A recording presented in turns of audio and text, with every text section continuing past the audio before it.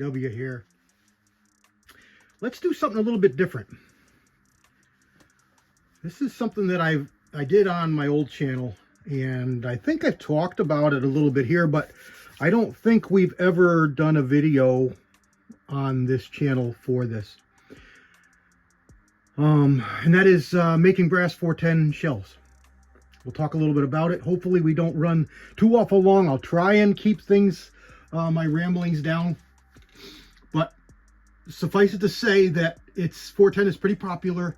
This is a pretty well liked thing to do. Reason for it is, well, the cases last forever. You can reload them with slugs, shot, whatever you like. Very little maintenance needs to be done on the shells once they're formed. We're not generally dealing with enough pressure to even worry about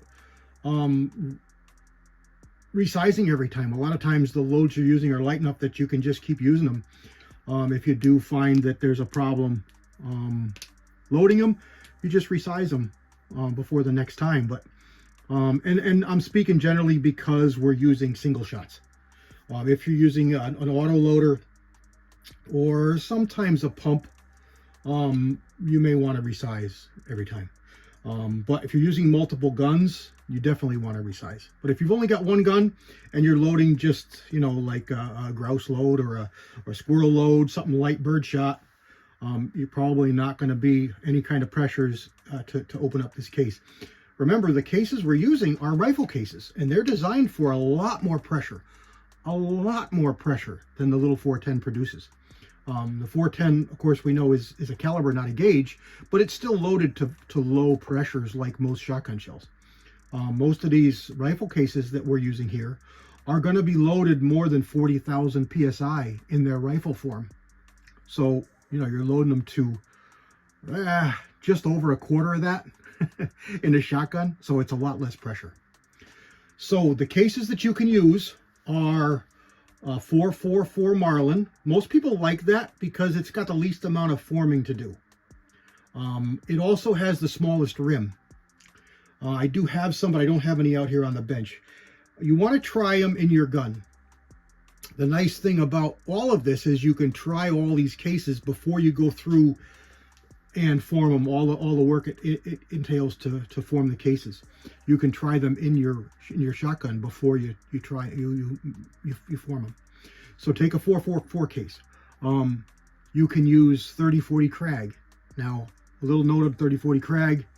If you have some, you have a good amount of the brass, you might want to look because it's very sought after. It's very, very needed. There's not a lot out there. And if you happen to have some, it might behoove you to sell it, get good money for it, and then buy the brass that you can use for this. 30-40 Krag is the thickest rim. It's a pretty thick rimmed case. And it's needed in some guns, but it won't work in all. 410s now, I'm talking 410s. Because remember, these cartridges were not designed for the 410. They just happen to work because the dimensions are correct. And again, they work because we're dealing with such low pressures. We don't have a lot of things to worry about. We can fudge the numbers. We can push things a little bit. We can encroach on different envelopes because we're dealing with such low pressure. We're not dangerous, is what I'm saying. What I'm telling you. So you've got 444 Marlin. You've got 30-40 Krag. The one I like is 303 British, and the Mac Daddy Holy Grail is 9.3 by 74R, and I've got 20 cases here of that. That's going to be, number one, probably your hardest to find, and please sit down before you look at the price of them. 9.3 by 74R cases are expensive. Ammo's expensive, and it's not commonly available. This is Hertenberger. It's very popular in Europe, not so popular here. It's very high dollar, very high quality, very good stuff. It's one of the big makers for 9.3 by 74R. Now there's not many US makers that load it, which is part of the reason why it's not available here. But you can find it. It is around, it is available. You're got to have deep pockets to get it, unless you're lucky enough to pick some up. Somebody threw it on the ground, which is, I don't know why somebody would do that. But I don't have a 9.3 by 74, but I do have a good friend who shoots a lot of it. And he does load it, but he doesn't need all the brass that he has, so he gives me some. So I've got a little bit of it. Okay, so those are your choices for brass. 9.3 by 74R gets you a 3-inch shell, which is part of the reason people really like it. It gets you a full 3-inch loading. Now this is not fire formed yet, so this is the way the cartridge looks as it's fired in 9.3 by 74R rifle. Again, and if we've got some YouTuber overseers watching, this is not a reloading video. I am not showing how to do this. This is a part of the process. I have totally omitted the major and important and, well, nothing's really dangerous as long as you know what you're doing, but I've omitted all the dangerous part. I am showing you what powder I use, but we're not going to talk about the charge. And this is not the only powder that you can use. Any fast burning pistol powder will work. Again, we're talking about very low pressures and fire forming loads. We're even talking about lower pressures, because a lot of what increases the pressures is the payload, is the amount or the weight of the projectile or shot that you're pushing down the barrel. So if you're pushing, 150 grains a shot, or 150 grain ball, or 180 grain slug down the barrel, you're producing a lot of pressure. A lot of pressure is building to push that with the resistance of that going down the barrel. You're building a lot of pressure. These fire forming loads are nothing but tissue paper, and that's just to hold the powder against the primer. And then I found a use for old, dirty, used up media that you would have used to clean your cases that you throw away. We're going to use that instead of cream of wheat, but you can also use grits, cream of wheat, anything like that is just fine. Mapo, any powdery, bulky, light material will work just fine. I am using corn cob. You can use walnut shell, doesn't matter. It's something that I threw away, toss in the garbage, so it's a good use for that. And then we're going to put a piece of cardboard on top. You can cut these out with a case and a hammer. You can cut these out with a tool for making such things. Woodworking has them for making wood plugs. You can use them on cardboard. You can just use tissue paper, tamp down over it as well. And then I used Elmer's glue on top. You can use wax. You can use Gorilla Glue. You could use, heck, you could use silicone if you wanted to, but why would you? It's really, you've got a lot of latitude here. Elmer's glue I like, but it's very slow to dry. It's going to take a lot of time for that glue to dry. Now there's only maybe a 1/16 of an inch there. The ones on the right are all done. Those ones over there, they're all done and ready to shoot. The ones on the left are just primed and charged with powder. So that's the part that's I'm not going to show. If you're watching this as a reloader, you already know what is entailed there, so I don't need to show you. And it makes YouTube happy because we're not showing reloading. We're just talking about the process and doing so that everybody is safe. The idea here is knowledge is power. Doing this on your own without a lot of knowledge can be dangerous. There's a few videos on here. Most of them are really good. I haven't seen any that were bad or dangerous. So there's a lot of information to be found if you search this.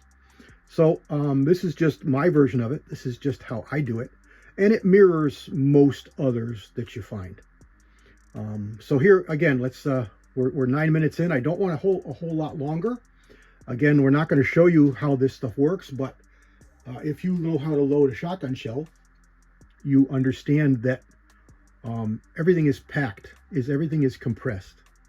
So you're going to put your powder in, you're going to put a wad on top, and you're going to compress it down with a certain amount of pressure. If you don't get enough pressure in a shotgun shell, you're going to get what I call bloopers, boop tubes. They just go boop, and you hear the shot go whoosh out of the barrel. No velocity, very little noise, and it's a dud. You got to make sure that the wad makes it out of the barrel. You got to stop shooting and clear your barrel, make sure everything is good. And that usually happens from not enough pressure when you're putting together your cartridge. So when you're building these, you want to do the same thing. You see a pencil there with an eraser. I like to use the eraser, and I put it right down inside, and I compress down the tissue paper over the powder, and then I put on, fill the case up. Doesn't matter, because we're talking about how much does that weigh? How much are we putting in there?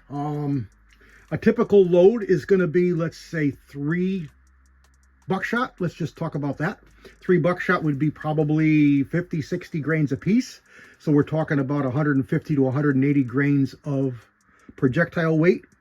So when you fill that same area up with cream of wheat, mapo, grits, media from cleaner, what are you talking about? 10 grains, 20 grains? Even if you're talking about 50 grains, you're talking about a quarter of the total weight that you would have with a regular load.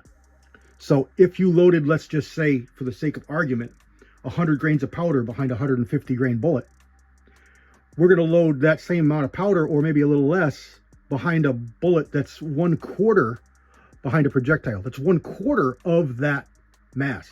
So we're not producing a lot of pressure. We're going to have a big bang, but we're not going to have any much pressure. We just want enough pressure to form this brass out straight. Now, having said that, let's talk really quick, because you may not get this in one firing. Here we have one that's been fired once. Here we have one that hasn't been fired at all in a 410.